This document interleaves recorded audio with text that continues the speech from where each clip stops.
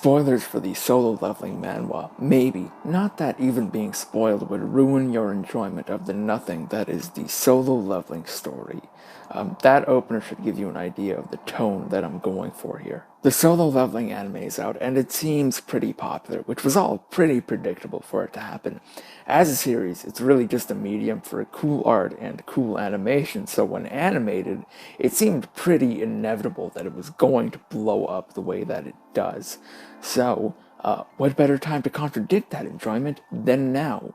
Although I'd be surprised if any of that enjoyment was coming from the story in the first place. So, Solo Leveling and The Boxer. One is a power fantasy that plays completely into the genre, and the other is a subversion of the power fantasy.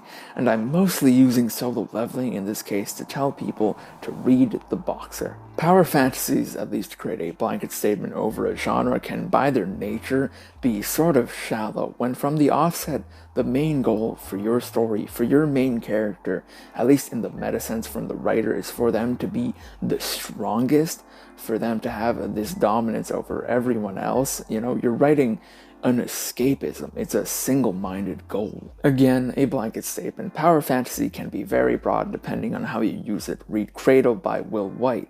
But with manga and manhwa, I feel they tend to stick to this very basic principle of power fantasy, where they do choose to prioritize this single-minded goal at the detriment of everything else around it. And now Solo Leveling for real this time. My main issue with Solo Leveling, to condense it, is the fact that I feel like it put all of its stats onto the surface, and only the surface. The action, although I have my own issues with that, but that has more to do with the format of manhwa, and that's for another time. And of course, the art. The art absolutely carries Solo Leveling. The artist Dubu, rest in peace, and so sorry if I mispronounced that, he carried Solo Leveling. It sells the series, the stoicness, the sometimes repressed nature of Sung Jin-woo, though he's still a raging asshole, the shadows, the designs of the characters, the use of colors, the way that it highlights the designs. It sells the cool factor of the series, and he did it flawlessly. But that's where it ends. It's ones on everything else. The story, the characters, the world building. If it requires writing, it most likely sucks. Solo Leveling is the poster child of action without substance, and it is a standout in how just without substance it is. Solo Leveling is a one-character story, and by God, that one character is really boring. Sung Jin-woo's most interesting time as a character is in the first few chapters of the series, and that's just classic weak, wimpy MC stuff into strong person.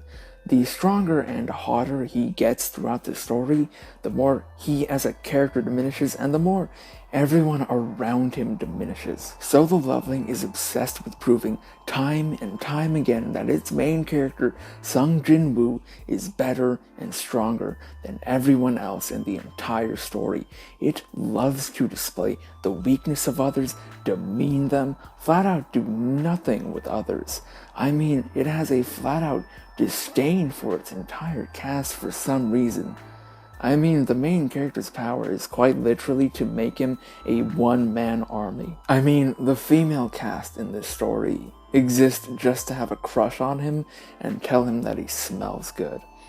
Terrible. The shadows are really the only redeemable part here, and they're one note, but they're meant to be, so their interactions with each other and with Sung Jin-woo, they come off as endearing as opposed to, worthless. Everything around Sung Jin-woo, comrades, antagonists, the story itself, none of it matters in the face of him. Solo Leveling opts to do nothing with the power fantasy. If anything, it takes away what little could have already been there, and then paints a very nice coat over it, and I hate it. The Boxer, on the other hand, sorry that these are so disconnected. I'm using this video more as a study of the power fantasy more than anything, and The Boxer is a subversion of the power fantasy, and a great one at that. Quick synopsis: Yu is this immensely depressed but indomitable boxer, and the story is going through him dominating every weight class as he goes up, and the subversion comes in the way that this is all framed. Yu is simultaneously the protagonist and antagonist protagonist of the story.